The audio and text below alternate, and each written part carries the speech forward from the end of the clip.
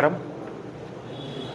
మార్చి 12వ తేదీన వైఎస్ఆర్సీపీ పార్టీ ఆధ్వర్యంలో యువత పోరు అనే ఒక మంచి కార్యక్రమానికి చంద్రబాబు నాయుడు గారు చేసే అబద్ధపు వాగ్దానాలు, మోసపూరిత వాగ్దానాలకు యువత ఎంతో నష్టపోతూ ఉంది. కాబట్టి వాళ్లకు తోడుగా మేము నంద్యాలలో, ఆంధ్రప్రదేశ్లో రాష్ట్రమంతా కలెక్టర్ ఆఫీస్ దగ్గరికి పోయి నిరసన కార్యక్రమం తెలపడానికి ఈరోజు శుభ సందర్భంగా పోస్టర్ లాంచ్ చేయడం జరిగింది. ఒక్కసారి ఇప్పటి ముఖ్యమంత్రి చంద్రబాబు నాయుడు చేసిన అబద్ధపు వాగ్దానాల గురించి మనము తెలుసుకోవాల్సిన అవసరం ఎంతైనా ఉంది. ముఖ్యంగా విద్యార్థినులకు ఎన్నో రకాలుగా చేస్తామని చెప్పేసి చెప్పకుండా 20 లక్షల ఉద్యోగాలు ఇస్తామని చెప్పేసి ఒక్కటి కూడా ఏర్పాటు చేయకుండా, ఒకవేళ ఉద్యోగాలు ఇవ్వలేని పరిస్థితుల్లో నిరుద్యోగ భృతి ఇస్తానని చెప్పేసి వాళ్ళ సూపర్ 6లో చెప్పి దగా చేసి విద్యార్థులను నట్టేట ముంచి ఈ రకంగా చేస్తున్నటువంటి చంద్రబాబు నాయుడు విధానాలను ఎండగట్టే రకంగా, అలాగే ప్రతిసారి మోసపు వాగ్దానాలు, అదే మా జగనన్న చెప్పాడంటే ఖచ్చితంగా చేస్తాడనే రకంగా ఉంటే ఆంధ్ర రాష్ట్ర ప్రజలు జగన్మోహన్ రెడ్డి గారి కంటే కూడా ఎక్కువ వాగ్దానాలు ఇచ్చారు. సో ఇంకా ఎక్కువ మా జీవితాలు మెరుగుపడతాయి అని నమ్మి చంద్రబాబు నాయుడు గెలిపించుకుంటే, చంద్రబాబు నాయుడు తన పాత పద్ధతి ప్రకారము ప్రజల్ని ఏ రకంగా మోసం చేస్తాడో అదే రకంగా మోసం చేస్తూ గెలిచిన తర్వాత అసెంబ్లీ సాక్షిగా ఇలా చూపెట్టి మాకు భయమైతా ఉంది, ఇవి చేయాలంటే గెలిచిన తర్వాత మోసం చేసి ఈ రకంగా ప్రజలను నట్టేట ముంచుతా పోతూ ఉన్నారు. మేము చంద్రబాబు నాయుడును మీ ద్వారా సూటిగా అడుగుతూ ఉన్నాం. మీరు సూపర్ 6 లాంచింగ్ చేసేటప్పుడు మీకు గుర్తు లేదా? ఈరోజు మీరు అందలం ఎక్కుతానే మీ పాత అనేది చూపెట్టడం తగునా?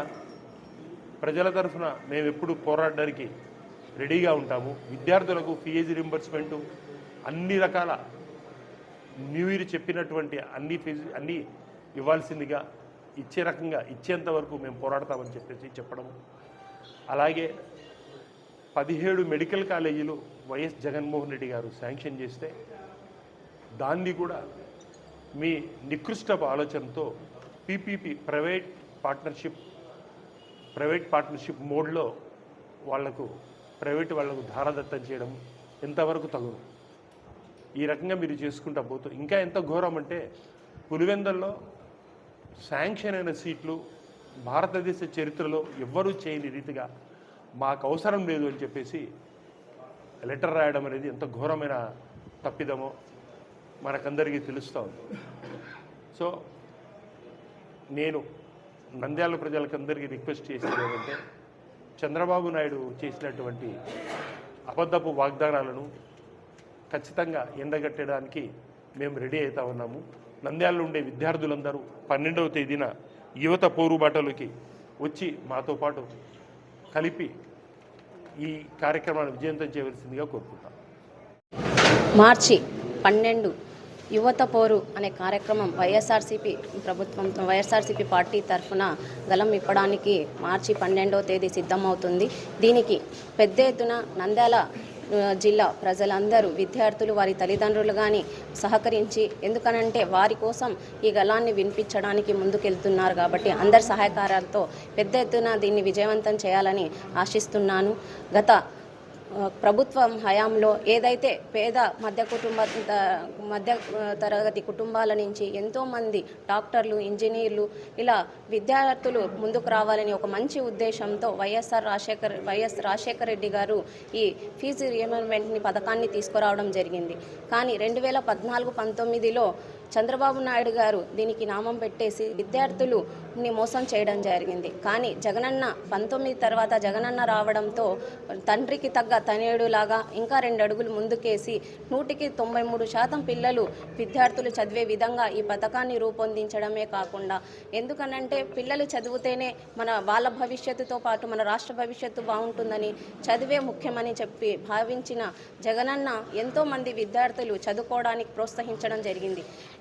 అమ్మఒడి కానివ్వండి, ఇలా ఎన్నో పథకాలు రూపొందించి నాడు నేడు మెడికల్ కాలేజెస్ ఇలా విద్యకి ముందు పెద్దపీట వేసి జగనన్న ఈ పథకాలను తేవడం జరిగింది.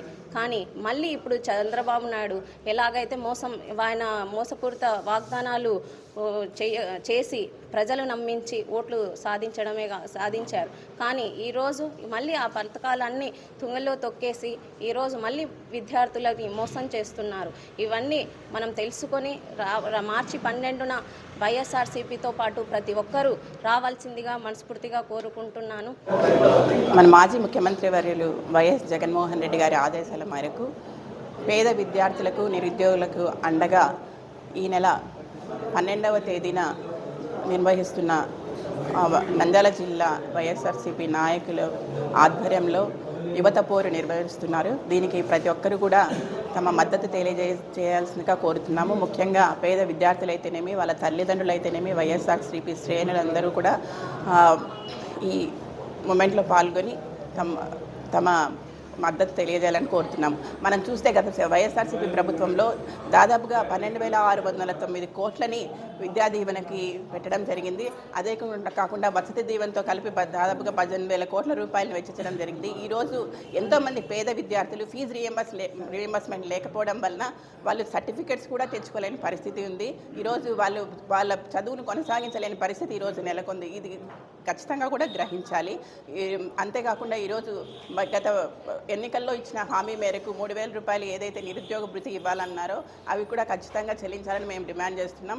అంతేకాకుండా గత ప్రభుత్వంలో జగన్మోహన్ రెడ్డి గారు 8,000 కోట్ల రూపాయలతో దాదాపుగా 17 మెడికల్ కాలేజీలని నిర్మించడం జరిగింది. ఈరోజు దాదాపుగా వాటిలో చాలా వరకు కూడా ఈరోజు స్టార్ట్ అయిపోయి ఉన్నాయి. కానీ స్టార్ట్ అయిన కాలేజెస్లో కూడా సీట్స్ని రద్దు చేసి మాకు మెడికల్ సీట్లు అవసరం లేదని చెప్పి పేద విద్యార్థుల నోరు కొట్టేశారు. ఈరోజు ఎంతోమంది పేద విద్యార్థులు మెడికల్ విద్యను అభ్యసించకుండా చేయడం జరిగింది. ఆల్రెడీ ఎన్ఫోర్స్మెంట్లోకి వచ్చిన పులివెందుల మెడికల్ కాలేజీని క్యాన్సిల్ చేయడమే కాకుండా గిరిజన ప్రాంతంలో నిర్మించిన పాడేరు మెడికల్ కాలేజీలో ఉన్న సీట్లను కూడా తగ్గించడం ఏమి న్యాయమని నేను ప్రశ్నిస్తున్నాను. ఖచ్చితంగా కూడా అంతేకాకుండా మెడికల్ కాలేజీలని ప్రైవేటీకరణ చేయాలని చూస్తున్నారు. ఇది ఎంత మాత్రం మంచి పద్ధతి కాదు. మెడికల్ కాలేజీని నిర్మించిందే పేద విద్యార్థుల కోసం. మీరు ప్రైవేటీకరణ చేస్తే ఎవరికి న్యాయం జరుగుతుంది? పేద విద్యార్థులకు న్యాయం జరగాలని మేము ఈ పోరాటం చేస్తున్నాం. ఖచ్చితంగా కూడా మా పార్టీ ఎప్పుడు పేద విద్యార్థులకు అండగా, నిరుద్యోగులకు అండగా పనిచేస్తుంది. ఇందులో ఎలాంటి ఇది లేదు. మేమందరం కూడా ఎప్పుడూ మీకు తోడుగా ఉంటాము. ఖచ్చితంగా ఈ యువత పోరుని విజయవంతం చేయాలని ప్రతి ఒక్కరిని కోరుతున్నాం. ఈరోజు రాష్ట్రంలో ఉన్నటువంటి లక్షలాది మంది విద్యార్థులు ఫీజు రీయింబర్స్మెంట్ అనేటువంటిది రాకపోవడం వల్ల యాజమాన్యాల యొక్క వేధింపులకు గురయ్యి వాళ్ళ యొక్క భవిష్యత్తు బజార్లో పడి ఉంది. ఇలాంటి పరిస్థితి గతంలో 2014 నుంచి 19 వరకు జరిగినటువంటి విషయాన్ని చూసినటువంటి వాళ్ళు మళ్ళీ నమ్మి తెలుగుదేశం ప్రభుత్వాన్ని గెలిపిస్తే ఆ ప్రభుత్వం తన యొక్క పద్ధతిని మార్చుకోకపోగా మళ్ళీ అదే పంథాను కొనసాగిస్తూ దాదాపుగా 4,900 కోట్ల రూపాయలను విద్యార్థులకు ఇవ్వకుండా బకాయిలు పెడితే అటు విద్యా సంస్థలు ఇటు విద్యార్థుల యొక్క భవిష్యత్తు అగమ్యగోచరంగా తయారైనటువంటి పరిస్థితుల్లో ఈరోజు యువత వాళ్ళ యొక్క పోరాటాన్ని వాళ్ళు ఒంటరిగా చేయలేక వాళ్ళు మనోవేదనకు గురవుతున్నటువంటి నేపథ్యంలో ఈరోజు వైఎస్ఆర్సీపీ నాయకులు జగన్మోహన్ రెడ్డి గారు వారి యొక్క బాధను చూడలేక రాష్ట్రంలో ఉన్నటువంటి వైఎస్ఆర్సీపీ శ్రేణులందరికీ కూడా ఈరోజు యువతకు సహకారం అందించవలసిందిగా ఆయన తెలియజేయడం జరిగింది. అందులో భాగంగా రేపు 12వ తేదీన రాష్ట్రంలో ఉన్నటువంటి వైఎస్ఆర్సీపీ శ్రేణులన్నీ కూడా యువతకు మద్దతుగా విద్యార్థులకు రావాల్సినటువంటి బకాయిలను సకాలంలో చెల్లించేటువంటి విధంగా పోరుబాటను నిర్వహించదలుచుకున్నాము.